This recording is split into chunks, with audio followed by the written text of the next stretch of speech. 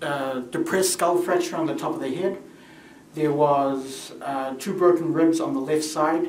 There were 3 cutting injuries on the back of their left hand, and there was thermal injuries to approximately 80% of the body surface. And have you noted those injuries in what's been marked as People's Exhibit number 3, proposed number 3? Yes.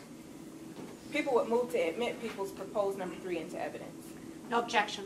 Court will receive People's proposed Exhibit 3 into evidence as People's Exhibit 3. You may proceed. The ribs that were broken, I see that you noted that there was some hemorrhage associated with that. That's correct. Does that mean, are you able to tell whether or not the victim was alive or dead at the time that the ribs were broken? At the time the ribs were broken, the victim was alive.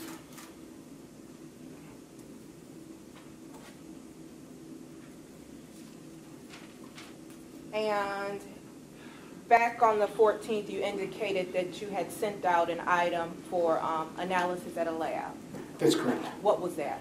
I sent body fluids, including gastric contents and blood. All right. So this was fluid that you had obtained from the deceased stomach? That's correct. And have you received back some findings as to what that liquid was? Yes. Can you tell us what it was? The liquid in the stomach, they determine it as hydrocarbons, which is consistent with an accelerant. An accelerant. Like gasoline? That's correct.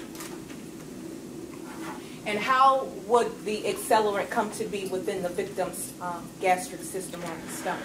The accelerant would have to come through the mouth.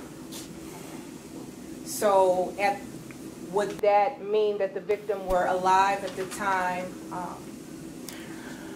No, he could have drank it, or he could have been unresponsive. His mouth was open and gasoline entered his mouth.